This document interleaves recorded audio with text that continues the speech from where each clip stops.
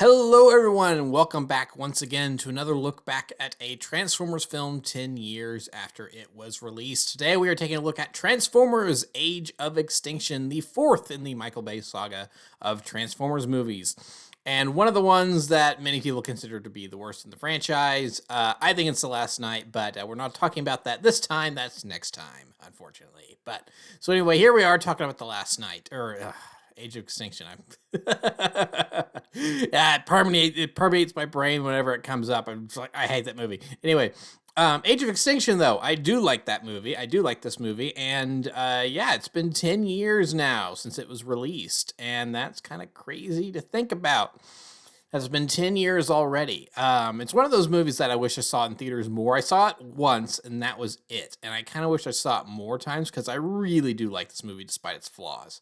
And it has plenty of flaws. We'll get to those.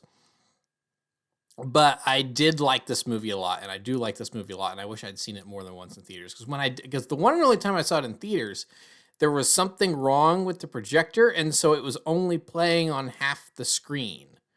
So or like 2/4 of the screen or something like that, where like the top third of you could see like the white or tan sheet or whatever that is the movie screen that was there, and it was blank, and the movie was then resized to fit everything below that. So it's not like there was anything cropped. It's not like the top third of the movie was cropped out and it was a major issue or anything. But it still wasn't sized right for. I mean, they clearly took one of their version of the film that was cropped for a different screen size and put it on the wrong screen. So it wasn't necessarily, there wasn't anything necessarily technically wrong with it, but I'm still sitting there like, well, there's a whole third of the screen that's not been adjusted. And I think a couple people got up and left and were like, hey, something's wrong with this movie. And they never fixed it, probably because it would be like a whole restart or something like that. I don't know, but it never got fixed, and that kind of irked me a little bit. But one of the reasons that I didn't get up and go say something about it myself is because I was too invested in the movie. Because I actually really like this movie. I think despite its flaws, it's actually pretty good. Yeah, so, but if you've been around on my channel for a while, you know that I actually have a fairly popular video talking about why I love Age of Extinction so much and some of the good things it does. And so I won't necessarily repeat myself too much with this one. Basically, it all kind of boils down to I really like what they did with Optimus Prime. I know that is a controversial statement considering the fandom and what they think of this movie typically, but I like the fact that Optimus' story was front and center in this one. They didn't kill him off at the end of the first third and keep him dead for most of the movie, and kind of sideline him or anything like that. Like in Revenge of the Fallen, they didn't turn him evil for no reason, like in the next one. But so his story was front and center. And, for this version of Optimus Prime, I think it worked. Would it necessarily have worked with any other version of Optimus? No, I don't think so. But with this version that we had already spent 3 movies with, and so we could kind of see where he's coming from a little bit, that, he says it himself that, after all we've done, this is, now you're hunting us, this is what we get. I mean, I kind of understand him being a little upset. So, and he comes around in the end. So I mean, he's still Optimus Prime by the end of the movie, and he's never going to actually have changed that much because he's Optimus Prime. He's never going to absolutely forsake humanity just because some of them are mean. And I do really like that because it is different, but I think it's a good different for Optimus Prime. I mean, some would say that he is supposed to be this paragon of virtue type character who doesn't get conflicted like that, but I mean G1 Optimus for sure, and those modeled after him. But I mean, I don't know. I feel like this Optimus, for being a more war weary, he's seen a lot, done a lot. I think it made a lot of sense. So if you want more in-depth thoughts on that, go watch that video that I made a couple years back. So yeah, I really liked that. I actually really liked Mark Wahlberg is Cade Yeager. For as much as he didn't really fit the character, I actually did enjoy him in the movie. Even certain scenes where he, I can kind of agree that, yeah, this is like objectively bad. Like whenever he's freaking out and it's like whenever they crash into the streets of Chicago and the one guy's like, you better have insurance. And it's like, insurance? It's a freaking spaceship. And then he flicks the bottle top off of the Bud Light that's been spilled all over the roadway and he takes a big swig of it and then chucks it down on the street in rage. It's a really stupid product placement, and I hate the fact that it's a product placement, but boy, does Mark Wahlberg give me a smile in that scene, just because I think he's acting so manic and crazy that I'm like, I'm kind of enjoying this. And in scenes where he's actually acting normal, I kind of bought the whole, he's this former jock dad that figured out he's and this is one of the problems with the movie is that he is miscast. Cade Yeager is miscast. I think it would have made a lot more sense for them to have gone with a Mark Ruffalo type. Think of, Bruce Banner in the MCU standing behind computer monitors and he's got glasses on and stuff. That, but in, with grease on his face and in this barn in the middle of Texas. That, I think, is really what they wanted for Cade Yeager, and I think that makes a lot more sense for the story. And also a little bit older, because I don't think Mark Wahlberg was quite old enough. It wouldn't surprise me if they kind of slightly rewrote that to make it, he was a teenage parent or whatever, and that's why he's a little bit younger and having this teenage daughter at this point. So yeah, he is miscast, and it would have probably worked better with a Mark Ruffalo type instead of Mark Wahlberg. But I mean, it's like, I think it's fine. I mean, it is a little weird for him to go, I'm an inventor, all the time, and maybe that would have been toned down. It's like, maybe it's like, who are you trying to prove this to, me or it's like the audience or yourself? Because he just keeps repeating that all the time. And maybe, a different actor wouldn't have needed to sell that as much because it would be more obvious. But yeah, no, I liked him fine. I thought he was good in this movie. Now, the next one, can't stand him. Totally ruined whatever redeeming qualities Cade Yeager had in Age of Extinction. They're gone by the last night. They've just been stripped out, beaten up, and thrown to the curb, left to die in the last night. But again, we're not talking about the last night today. We're talking about Age of Extinction. The villains, I thought, are good. Movies 2, 3, and 4, and 5 to a degree, all hadn't, but not as much as 2 through 4. They all kind of have some human villains in them a little bit. 3 and 4 more than the others. Because in the second one, first movie, I guess you could say Sector 7, but they end up coming around by the beginning of the third act, so I don't really count them.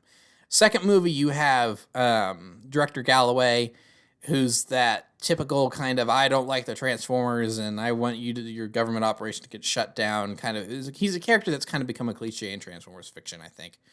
So you had him in 2. Then in Dark of the Moon, then of course there was Dylan Gould.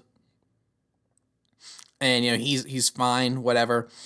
But then in this movie, you actually get Harold Attinger and Cemetery Wind. And I really like these guys because it is actually, it gives us a little glimpse into what maybe the Decepticons saw from humanity during the Revenge of the Fallen Dark of the Moon days when Nest was operating. And it's like, oh, it's Nest, but from the other point of view. It's the other side of the coin. It's like these are these Black Ops guys going around hunting down Transformers. That's really interesting. And seeing them target Autobots and Decepticons indiscriminately, and especially Autobots, because the only ones we see are Autobots get hunted down. It would have been something to throw in a couple Decepticon pictures or something. And it's like shown that they had been hunting down Decepticons as well, but we only see Autobots. So I really liked them as human villains. Kelsey Grammer, I thought he did really well in this movie. He brought the needed gravitas for the role. The I mean, Ratchet's death. I mean, I think that was really well handled for because there's the five main Autobots that arrive in 2007. Jazz dies in the first movie, Ironhide in the third, and Ratchet in the fourth. Of those three big casualties of the first five, and then Optimus the second, he gets revived, so it doesn't count. Of those three casualties from that original group, I think Ratchet's hits the hardest. Ironhide's was definitely the most shocking because it was a plot twist villain reveal. And so it did kind of come out of nowhere. But it's over very quickly, so you don't really have time to process it. Ratchet's is stretched out long enough. We see I think it's a good, you expect to see, you see you've seen the other movies, you see these military guys running around, you think they're hunting a Decepticon, and they're like, oh, hey, they're hunting a Decepticon. What's going on? And I think you're also probably led to believe that Lockdown in the water is the Decepticon they're hunting, and you're like, oh, they're going to the wrong place. The Decepticons in the water. Now, of course, I had seen the trailers. I already knew. I hadn't spoiled it for myself, but just judging by the trailer, I'm like, okay, Ratchet's probably not making it out of this. And if he does survive, then he's going to be severely wounded and beaten up, and they're going to have to rescue him through the movie or something like that. So I was not surprised by what was happening, but I mean, if you hadn't seen the trailers and were only going, or hadn't paid attention and were only going off of what that scene's showcasing, I think it's doing a pretty good job of pulling the wool over your eyes, if you've seen the other movies, and making you think that it's probably Nest and stuff, and then boom, hey, it's Ratchet. They're chasing Ratchet. What's going on? And then you have that. Oh, he's so pitiful. I feel so sorry for him. Where his leg's been blown off. He's he plays that message from Optimus saying all Autobots are in hiding and stuff, and he's like, hey, we're in danger. And then the Lockdown opens fire, and then they just finish him off, and he finally shoots back in self-defense instead of just running because he really can't anymore. And it's really just sad. And he's like, what is wrong with you humans? It's like, so sad and depressing what happens to him. It's like, yeah, I that's probably another reason why I like Optimus in this movie, is that when he gets angry, it's like, they slaughtered Ratchet. No. And maybe the I'm going to tear them apart line was a step too far, and I probably personally would have removed that. But the being mad and I slaughtered Ratchet and being all mad, that I would have kept. That's fine. So yeah, I thought that scene was really well done. I mean, honestly, as a fourth movie, soft reboot, follow up to this previous trilogy where we're abandoning most of our established characters, and we're moving forward with only a couple familiar faces like Optimus and Bumblebee and Megatron/Galvatron, and it being it's the same world because I mentioned the Battle of Chicago a lot. I think it does a good job with its overall story and narrative of charting a new course and making it feel like it still exists in the same world while giving us new characters and stuff. Now, it does raise some questions like what happens to Sam. A lot of people say that Sam is dead by the time of the last night. I've never, I still don't subscribe to that theory because Anthony Hopkins is saying, it's like I'm the last of the Witwickens, which is an order and it's not like one big fan. So he's the last of the order of the Witwickens, and then he's got like pictures of all these people that were like associated with them and stuff. So it's like, okay, well, I mean, Sam's in there because he's the grandson of Captain Archibald Witwicky, who I would not be surprised if actually was in the order of the Witwickens. And then Sam's picture is there because he's a descendant and he did all this stuff with the Transformers. But point being, Sam's not in this movie, so there is some question about what happens to him in this one. And it's long, but it's long. It's too long. I will always stand by that. Yes, it's too long. I feel like at this point I could trim a half hour off this movie maybe, and it would probably feel like it goes a lot faster. But as it stands, it is too long. But even then, I feel like it never feels like it's slow.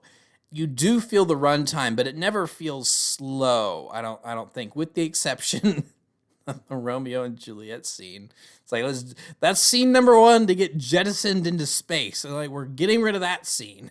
immediately. If we're re-editing the movie, we're getting rid of it. We don't need it. Shoo, go away. Um, there's a much stronger edit to be made in that sequence where Attinger's yelling at Cemetery Wind for letting Optimus get away. It's like, you just got beaten by inventor from Texas and a rusty truck. It's like it's going on all of your records, and then Savoy. So it's like, he's got nowhere to run now, or he's just a scared man that's alone, or something like that. And then it cuts to the Romeo and Juliet scene, but it's a much stronger cut to then go to him standing at the gas station. It's clearly been a while, and he's reflecting over everything that's happened, and he's flashing to what's happened to his daughter, and being attacked by these government hitmen, and then him deciding to do something about that, and immediately proving Savoy wrong. And no, he's not defenseless. He's going to do something about this. I think that's a much stronger edit, and it shaves like that 3 or 4 minutes of the stupidness that is the Romeo and Juliet scene off. So if I were re-editing the movie, that's what I'd do. But talking about good things, I mentioned him. Lockdown. I think Lockdown's a great villain. I think he's the strongest villain in all of these movies, mostly because he's just a bounty hunter. So yes, while he currently has an allegiance to someone because he's getting paid to do all this, he doesn't have the same problem as Megatron in all the other movies, where he is constantly working for someone else, and that just doesn't make sense because it's freaking Megatron. It's like, why? This is not something that bothered me back in the day, but as time has gone on, it has bothered me more and more. It's like, why is Megatron always like working for someone or partnered with someone? I mean, he's Megatron. He should be the one in charge. Dark of the Moon, I kind of give a pass, but 1 and 2, he's working for the Fallen the entire time. So it's like, why did you make this choice where it's like he's Darth Vader and the Fallen's the Emperor? I thought that was a weird. Nowadays, I think that's a weird choice. It's one of those things that didn't bother me when I was younger, but I'm like, yeah, that is kind of weird. So with Lockdown not having any allegiance to anyone other than just whoever's paying him, he does feel like a more unique villain, and none of this is personal between him and his quarry and stuff. He's literally just being paid to do a job. And after all of the Megatron and I were brothers, and Sentinel Prime, how could you do this? You turned traitor and killed Ironhide and are trying to enslave the humans. And then it's like, the Fallen, you killed all your brothers, and it's like, look, your brothers, they were your brothers too. It's like there's so much of the main action, or not the action, but the main plot that drives a lot of these movies forward is so personal between a small subsect of characters, between Megatron and Optimus. And I do like the Optimus and Megatron knew each other before they were enemies and blah, blah, blah. I'm really eager to see how they portray that in Transformers 1, for instance. So I think that plotline does work, but it's like the fact that, like, with the exception of Lockdown, like every single stinking villain in all these movies somehow has like some sort of personal tie to Optimus, at least in the first 3. It does feel a little weird. It's like, why can't we have just some generic, not generic bad guy, but some bad guy who's just like, yes, I want to rule the world, and Optimus is like, yeah, not on my watch. I'm Optimus Prime. You're dead now. And then them kind of, and it's like, Quintessa's a little different in 5, but it's like, and that's a whole of, anyway, not going to get into her right now. So Lockdown is kind of a breath of fresh air because he doesn't have this personal connection to Prime other than he's just been hunting him. So I do really like that. I think Mark Ryan nailed it as the character. Because I was a little disappointed at first when Lance Henriksen wasn't returning to voice the character like he did in animated, which is where the character originated, and it would have just been cool. It's like, hey, you're doing it on the big screen and everything. But Mark Ryan did such a great job with that character. He he clearly read the bio. He understood what this character was about, and he delivered the performance that the character needed, and I just really liked it. And just his whole attitude and mannerisms, I thought Lockdown was written really well. That's an effective villain, I think. For Transformers, Lockdown was great. I really loved Lockdown. Then, kind of like I think, speaking of breath of fresh air, we also have the new Autobots, Hound, Drift, and Crosshairs. I really, really, really like these Autobots. Um, Not to say that, the original Autobots we got in the first three movies were bad, but compared to these guys, it's apparent that it's like, okay, yeah, the others didn't really have any personality, and they were kind of the background cannon fodder just to be there and look cool. These Autobots actually really have a lot of personality, and I love seeing them and hearing them banter with each other and bounce back and forth off of one another and stuff.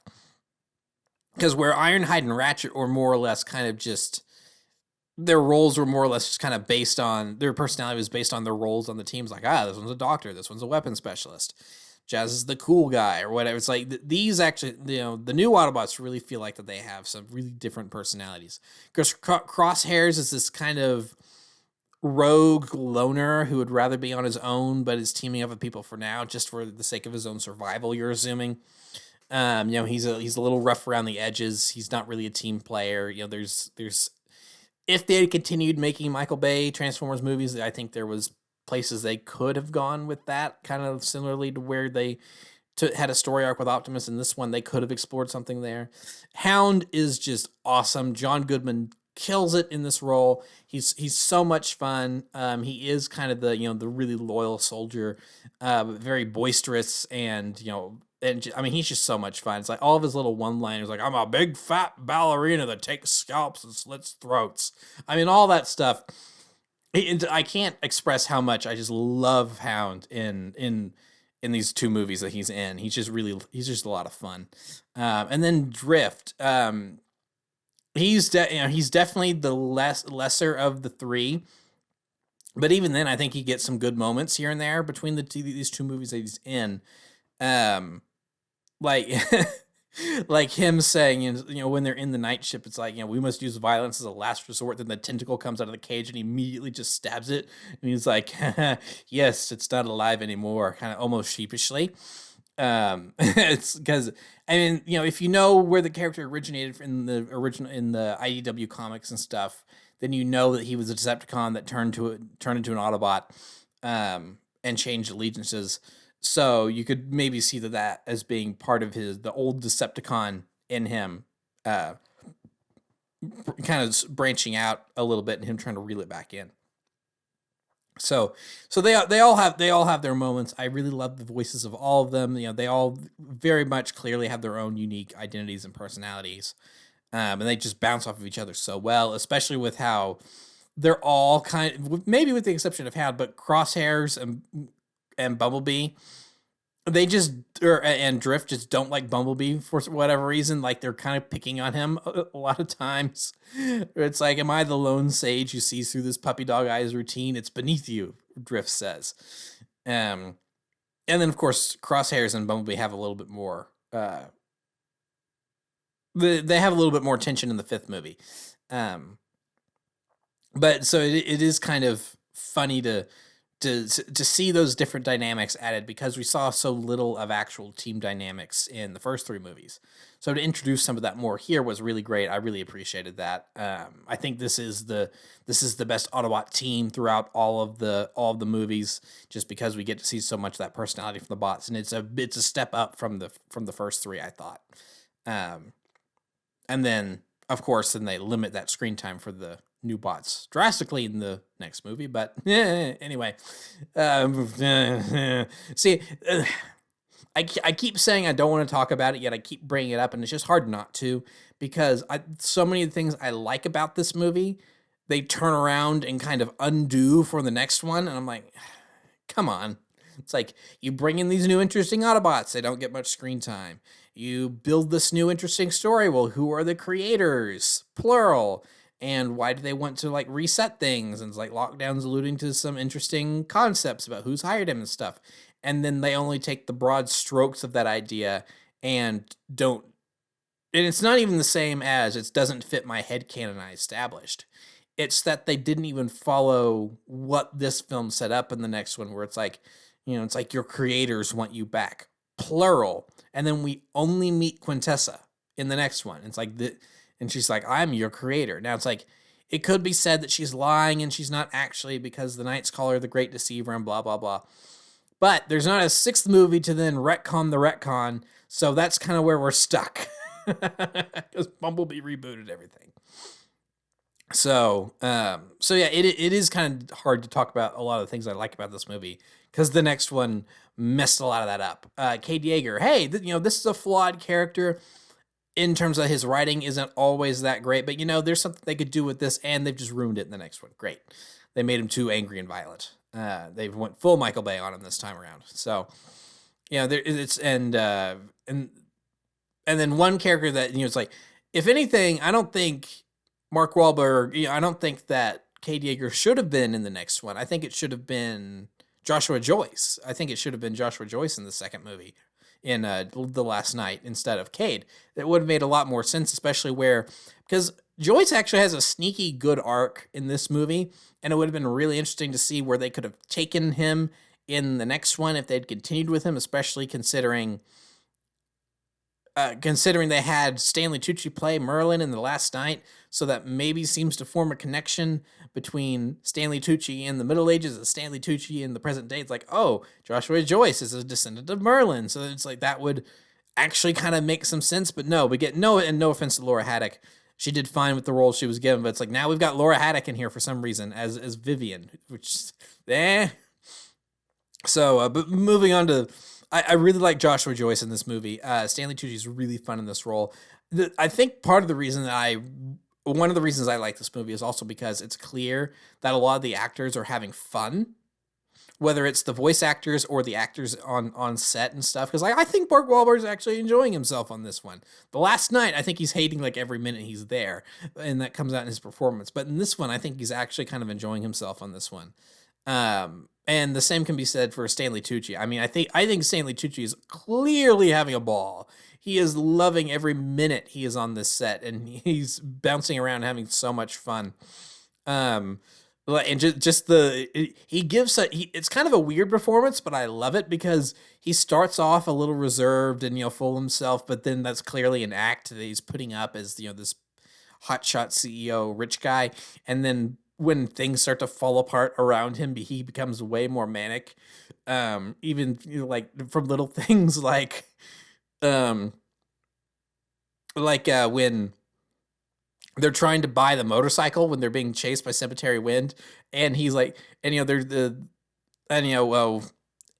lady from China from Hong Kong is having the argument with the other guy in Chinese, and they're yelling at each other in Chinese and bartering over the bike. And he's like commentating, he's like, he's not in. Oh, he isn't. He's in. Okay, let's go. And it's just little things like that. And then when they're driving through town, I don't know why this makes me laugh, but just the way he delivers the line of "bad guys on our tail," but he does it through gritted teeth while hanging on to this woman that is like just at best a business associate that he just happens to find pretty, and he's hanging on to her going, "Bad guys on our tail, bad guys on our tail."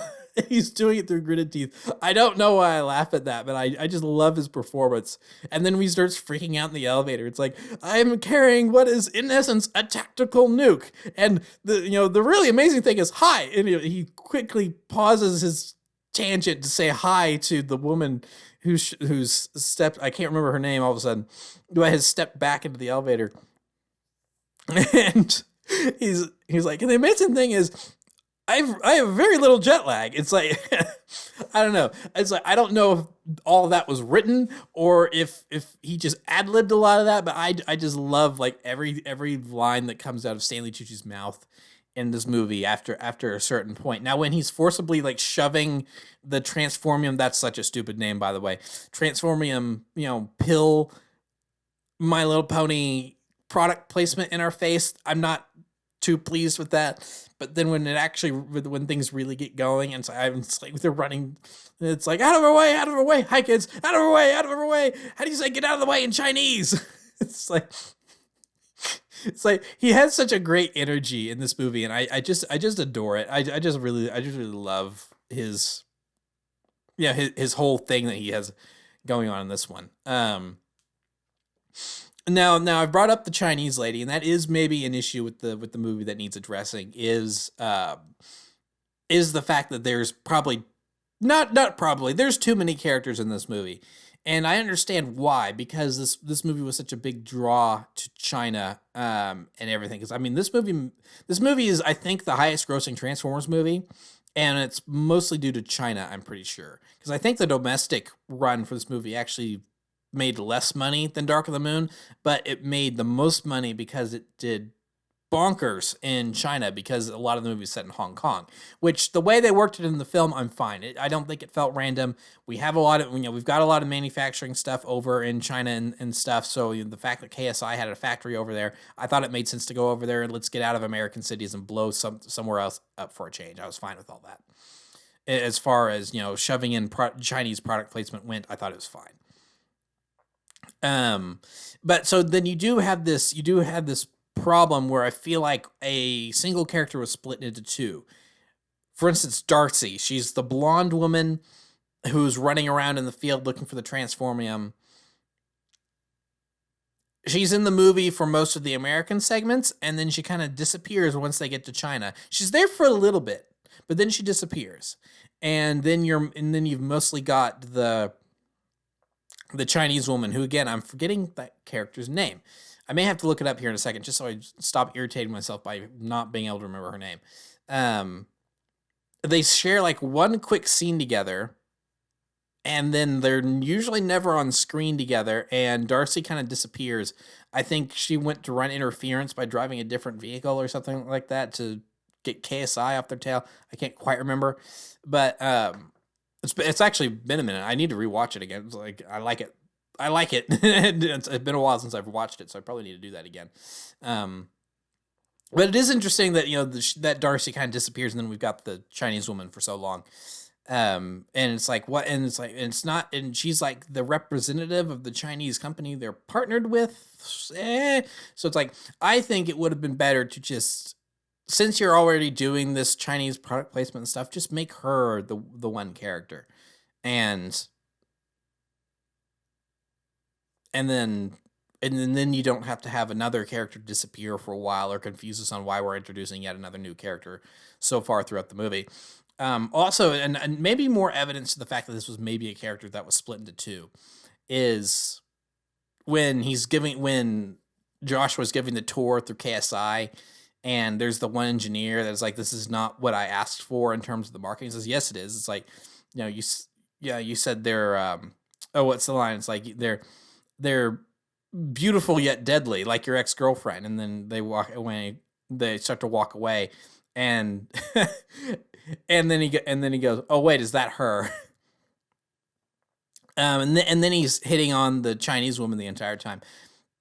Later on in the movie, I could maybe see where that was a thing, where maybe originally this was one character, and yeah, they had dated at one point and they had broken up, but he was still kind of infatuated with her. So maybe I'm just reading into it, but it's like, I'm kind of seeing some 1+1 = 2 things going on here. But so yeah, it's like, so yeah, that's one area where it's like we got too many characters going on. We didn't. Another thing that we didn't really need, except for early setup, is that we didn't need like the little White House toady.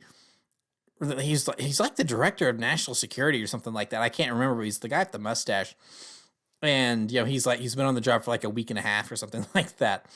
And he's running around, and he calls them when lockdown ship appears in Chicago. And he's like, "Hey, I'm getting yelled at. What's going on?" And then we never hear from him again. I think the first scene he's in is fine because it establishes what Cemetery 1 is up to and that they're a threat. But after that, he pops up like 2 more times or something like that, and we don't need to see him again. That's one of those things where it's like, you cut the rest of his scenes out of the movie, and we don't need him again. That saves you 45 seconds to a minute or however long. So yeah, that is an issue with the movie. Too many characters. I didn't mind Lucas, T.J. Miller, in the movie. It actually shocked me the way they killed him off, by blowing him up and his body being like petrified, by Lockdown's grenade. Really cool effect. And the explosion, and it's like, instead, I thought it was smart to, as a different way to show human death on these movies, which there's plenty of, instead of just humans exploding like they do in Dark of the Moon. Actually having like a charred remains, I thought was kind of cool. So yeah, that's that. But man, my jaw was on the floor. I'm like, oh my gosh, that's a horrifying way to kill a character off. Uh, but yeah, that's a character I didn't really mind. Now, a character that I do kind of mind, and as someone that definitely is a tale of two characters, is Shane, the boyfriend. We didn't need the boyfriend in this movie, um, especially with the way he's written. He's just not written well at all. It's I explained this in my video essay I made, but I can clearly see where they were trying to go with him, and they just don't get there. Where they were trying, where it's, I think they were trying to make him act tough to try to be impressing the dad, but then it turns, he wears the leather jacket, he drives the car, but he's actually very non-confrontational and a little bit of a wimp. And maybe in the original version of the movie, when we had not Mark Wahlberg playing Cade Yeager, maybe that's where then he decides to start going a little easier on him, because it's like, okay, well, we're really not that different, because you're kind of this nerd, not a nerd, but you're not. But I was a nerd. I was kind of not great with confrontation when I was your age, and now here you are doing the same thing, after acting all tough and stuff. And it's like, so I think there was an original version there that would have worked, but instead he just seems like a flip floppy character where we don't see enough of one or the other version enough, and so he seems like two different characters depending on the scene he's in, and that's something that never really gets resolved. So Shane does really just come off as a jerk. It's like disrespectful jerk at that a lot of the time. And the fact that he's Irish for some reason, it's like it's like kind of random. He calls them Lucky Charms all the time. Oh, you get beat up for saying that in Ireland. It's like, well, we're not in Ireland, are we? It's like, why is he Irish? I mean, him being Irish doesn't play into anything in the movie at all. So it's like, well, why not have him be Irish? But it's like, it's still weird. It's like you're in the middle of Texas and you got this Irish guy running around. I mean, I guess he's there because there's a good rallycross scene in the States and Texas, and so that's why he's there for that. But I don't know. Him being Irish is just a little off. It's a little weird. And also it's like, did anyone else think that his car should have been an Autobot that gets killed? Like, make that, it would have been a very short part of the movie, so it's not like anyone could have complained, and actually they probably would have liked it. It was like, make that Mudflapper Skids, because the vehicle mode is similar to, I think Skids would have been the better, choice, just because that vehicle mode was so similar to the Chevy Spark concept that Skids transformed into in Revenge of the Fallen. Now, I understand why they, under no circumstances would they have gone back to those characters, considering they were removed from Revenge of the Fallen. But it's like,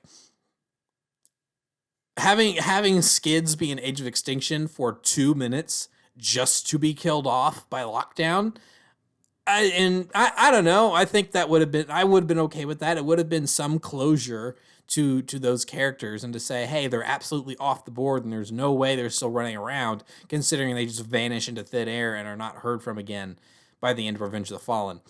But maybe that's just me being a nerd and wanting to know what happens to the characters and wanting that, nice, definite conclusion and stuff to like make so I know that it's on a wiki page somewhere. So maybe that's the reason I wanted that. But it also didn't help that they had like a multi-pack where they did make him a toy. They did make that car a toy.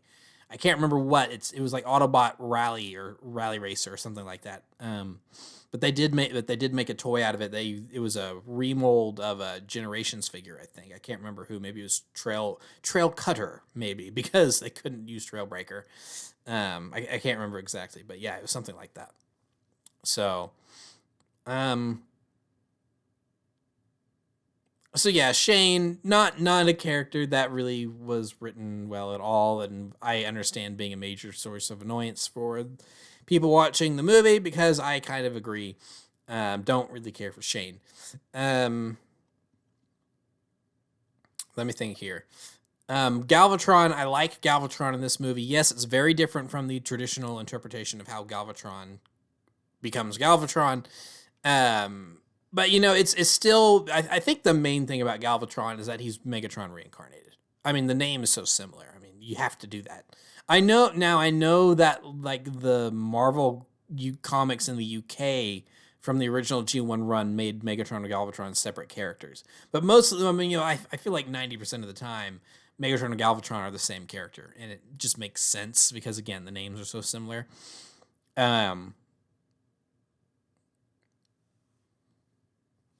So I actually liked what they did with Galvatron in this movie. It was different, but the core essence was there, where it's like, yeah, it's still Megatron reincarnated. So it's like I thought it worked, especially for what they were doing the live action movies and being a little different, and also taking inspiration so much clearly from Transformers Prime and Transformers Animated.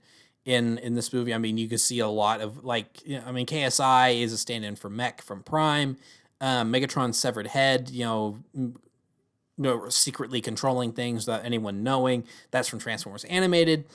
Rebuilding himself a new body that way. Clearly from Animated. So I liked the story inspiration they took there and put their own spin on it. And I think Galvatron's design is fine. I mean, you can kind of see the similarities to Megatron in there. Especially after watching like a behind the scenes thing with ILM talking about how they wanted to make sure they animated him the same way they animated Megatron, since they're the same character. And so like if you watch the way Galvatron moves and you watch the way Megatron moves, it's like they move identical. They move exactly the same because they're animated the same. So I like that. And yeah, the design's fine. Him being kind of another kind of dark version of Optimus Prime, I think works. I am glad that they went back to the jet form, the Cybertronian jet form for the last night. I just wish they had gone more in depth about how he got the distinct new form. That's anyway. Again, not talking about it last night. I gotta stop myself. So and then the KSI army I thought was fine. I mean, just to fulfill that, we got to have the giant action scene at the end with lots of robots running around. I thought that all worked out. I thought that was fine. The Stinger Bumblebee rivalry was a little. They could have done more with that. It just kind of throwaway. They could have removed it and not really had that in there, and it wouldn't have affected anything. But I do like the moment where the Bumblebee tossed the head. And it was like, I hate cheap knockoffs. And it's like, I like that. And also it's like, it's one of those things that's like, oh yeah, we were inspired by Bumblebee and decided to make him better. And like, there's very little about Stinger that looks anywhere close to Bumblebee. Like the feet are definitely the same. And then you can kind of tell like the arms and the hands are the same. But then other than that, I mean, like everything is pretty much different. And it's like, that's okay. It doesn't really look like Bumblebee anymore, but whatever.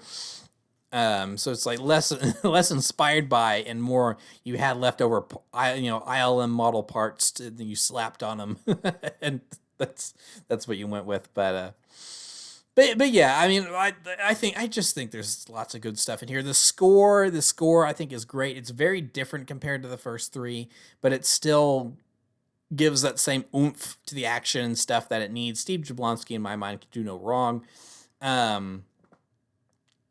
Especially the Lockdown's theme. I mean, that the coming in with a little bit of the dubstep and then really hitting hard with the orchestra mixed in with the dubstep for the latter half of Your Creators Want You Back, when Optimus and Tessa are being taken in the big net.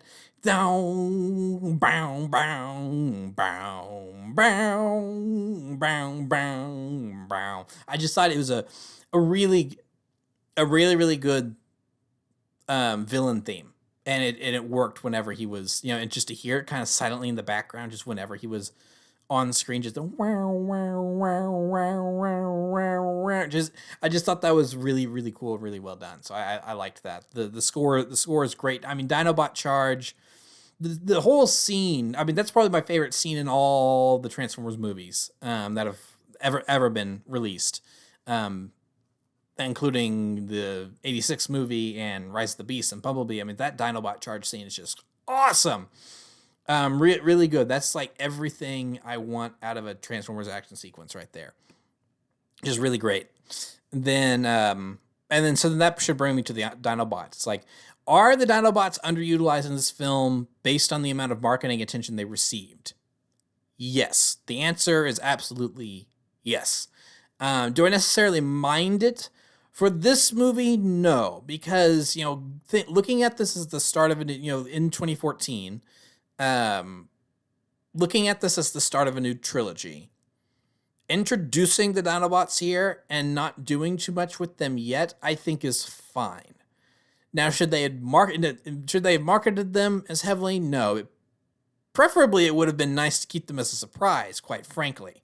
But Hasbro's got to sell toys, and it's like, hey, we got a Grimlock toy for you to buy. It's like, gee, I wonder if the Dinobots are in this one because we got a Grimlock toy. So I mean keeping the Dinobots secret was never going to happen, probably. I mean, for Pete's sake, in Fall of Cybertron, they brought in the Dinobots, where it didn't even really make sense to bring in the Dinobots, quite frankly. And they teased the heck out of the fact that the Dinobots are in the game. So it's like, yeah, the Dinobots are a big draw, so I understand, marketing the heck out of them. So them kind of getting little screen time this time around, I'm fine with it, because like, okay, this is their introduction. Would it have been better if they spoke? Yes. But, this is their introduction. More can be done with them in subsequent films. And then we know how that went. So I put the Dinobots not really having much or anything to do in these movies more on the next one than this one, because it's the next one that really dropped the ball and now that they're introduced and stuff, that was the one that really, you could have really done something with them that time, and you just didn't. So anyway, but no, I think the Dinobots are really cool. I like their designs.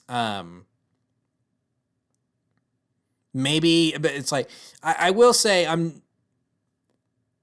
I think for straight out of the pod or whatever, them all being gunmetal gray is fine. But I did really like their toys, where they were all the Grimlock. I should have probably stayed the gunmetal gray, but the others I really liked having splashes of color, like Strafe being blue and Scorn. The Scorn. I really wish I'd gotten a Scorn figure. I never did get a Scorn figure, and that really irritates me because I thought that the versions that they made of him were looked good. And Scorn being red, I thought was also really cool. That just all looked really great. So it would have been nice to see some of the other Dinobots have a splash of color, but the big gunmetal gray Grimlock, I think that worked for Grimlock. And it would help him stand out amongst his multicolored brethren had they given them more coloring on the armor. But anyway, so yeah, I mean, Age of Extinction is a mixed bag. Like I said, I've been going over the ups and downs and the faults and stuff. It's too long. There's too many characters. Too many of the characters that are in it are kind of annoying. There are some characters that are miscast and could have been would maybe have improved by being casted different. But again, I mean, the things that I think the movie does well, I think it just does well, and it does well enough that I don't really care too much about the faults, and I can look past all of the problems this movie has, to enjoy the final product, which is the reverse of how I am about The Last Night, where there are things I like about that movie, but the things that are bad about that movie are too big to ignore. So yeah, that's kind of in terms of the movie itself. I mean, I feel like that's kind of overall general thoughts about it, my thoughts on Age of Extinction. This is just one of those things. I could talk about Transformers all day and not really get tired of it, so I kind of have to cut myself off at one point. So we're going to be done talking about the movie itself. Now let's go ahead and do, as I always do with these 10-year look backs, and let's talk about the toys really quick. So this was I think Age of Extinction is probably the low point in terms of movie toy lines. I was not overly impressed with the toy line for Age of Extinction. Like, there was just something about the figures this time around that some of them felt really fiddly and cheap. And then there were others that were really great. I think a good example of some that felt fiddly and cheap are High Octane Bumblebee. There's just something about that plastic on him just feels really thin for some reason.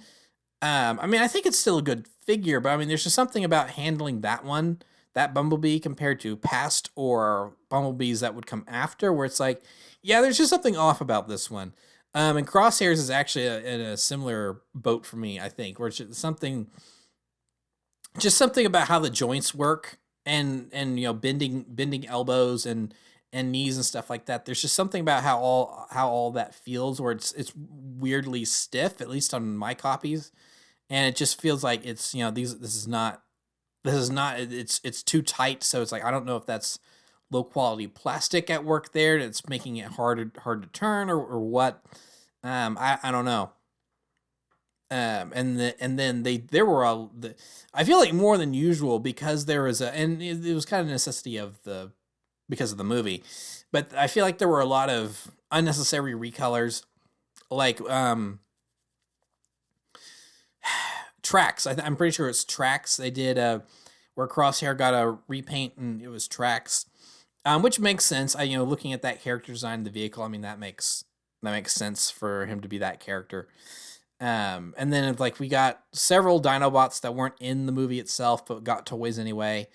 And like there's a Velociraptor, and then we got some first attempts that would later be done better, as you're seeing on screen, Leader Class Optimus Prime, where that's clearly a figure that good first attempt, decent first attempt, and maybe decent even isn't the right word to use. I mean, it's like you did what you could given that design, and it's one of those things where clearly you needed a first pass on this, because I think the Last Night Voyager Prime was actually really good.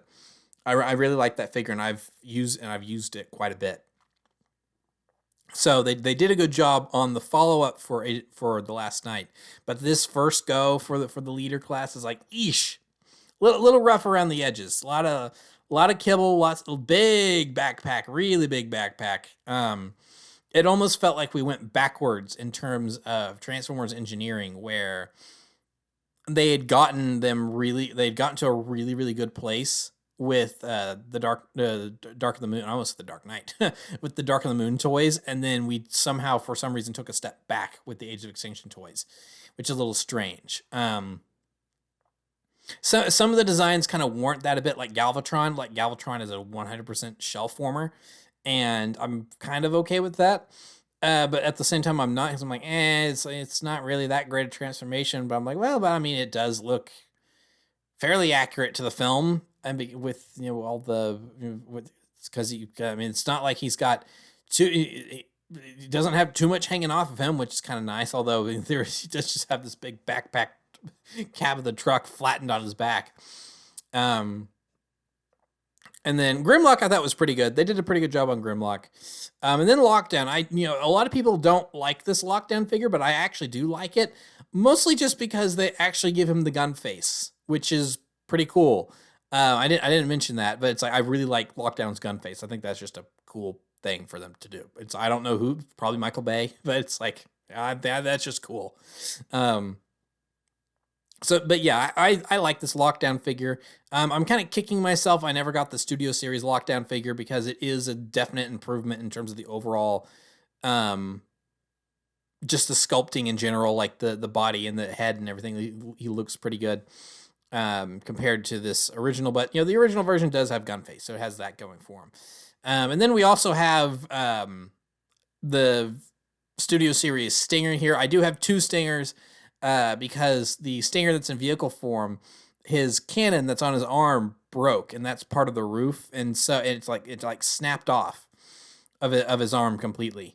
So I keep and since I was using it for stop motion stuff, I keep original Stinger in his vehicle mode, and I have the replacement Stinger I bought for robot mode stuff. So and then I think as the line went on, it got a little better, because then you get figures like Drift, which I think the Bugatti Drift is a really good figure. Like the one downside is the molding on his face, which is just horrific and really bad. And you look at him compared to his Last Night version, and it's like, oh, the molding on this face is so much better. And then Hound is also a really good figure. He's not a big fat ballerina like he should be, but I think they did a really good job. As opposed to Optimus, Hound was actually a really good first attempt on a Hound, especially given the vehicle mode he was. And then they definitely improved upon that with the all new mold that they made for Last Night Hound. And the fact that this one came with all of his weapons that then you could then plug onto Last Night Hound if you had both figures, that was really cool. So I did appreciate all that. So yeah, it's not the greatest toy line, probably the low point in terms of movie tie-in toy lines, but not terrible either. I still got several figures and because I wanted them, and I still think that they are good figures. Like the newer, more modern Camaro B was a good mold. So good they reused it for the Last Night when they shouldn't have, but whatever. But so yeah, kind of a lackluster toy line this time around. And that is like the one upside to the Last Night, and is that it did have a pretty good toy line. There's a lot of good figures, and it was kind of a precursor to Studio Series, the Last Night toy line. But so yeah, it's crazy to think that Age of Extinction is 10 years old. That I can, because I remember very vividly. I mean, I've said this kind of a lot with all these like 10-year on videos I've done, but it's like because I was in high school at the time. I was pretty sure it was between sophomore and junior year of high school. That sounds right. And so it's like to have been in high school at that point. And then now here we are 10 years later, and it's like, oh my gosh, I was in high school 10 years ago. That's it's a little bit of a sobering moment to think, oh wow, this movie's 10 years old, and this point in my life was 10 years ago. So, but yeah, no, this is a movie I still really like. I think the things that are good about it do still hold up, and I mean, especially look at the CG in this movie compared to Rise of the Beasts, and it's like, no contest. This movie is way better CG. So it is kind of weird how a lot of CG from even 10 years ago looks better than CG now. Now, of course, that is a thing of there's so many movies that require so many, special effects like that all the production houses are overworked and they're not able. And I mean, if you just poke around online for 3 minutes, you'll be able to find articles written by people in the visual effects industry talking about how bad it is, about how especially Marvel has been, working them to the bone and changing things last minute that they then have to redo, and they're not able to put as much time and effort into it to really make it look as good as it should.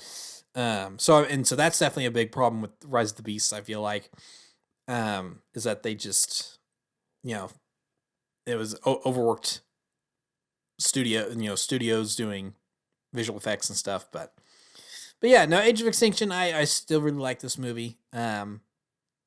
It's always going to be a kind of a guilty pleasure of mine, because like I've talked about, there's plenty of problems with this movie.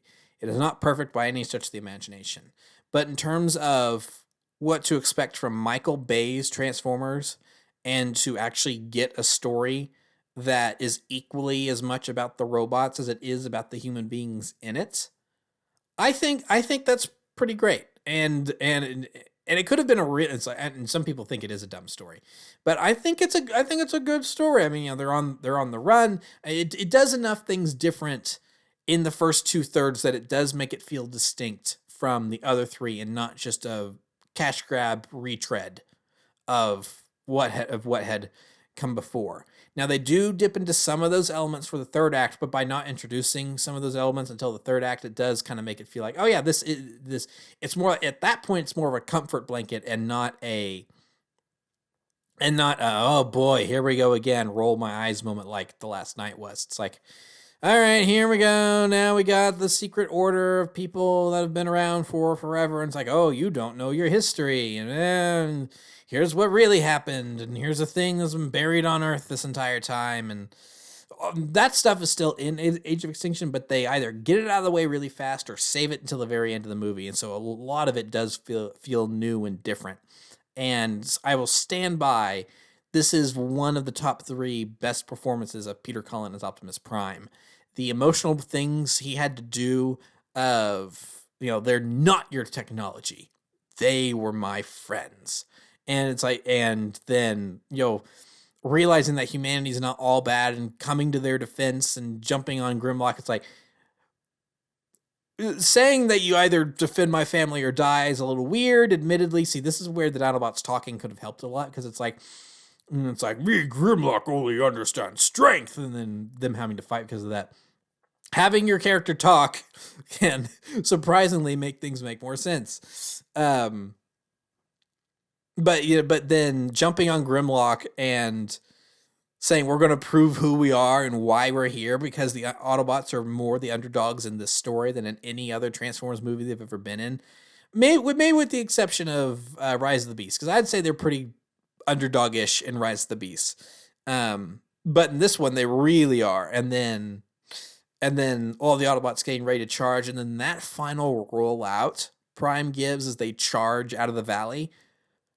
Chills. Just thinking about it, I've got goosebumps and chills running down my spine. That just like, I don't know what Bay said to Peter. It's like, all right, here's what you need to do. I really want a really deep, like, this is like, this is going to be the last rollout that you're ever going to say.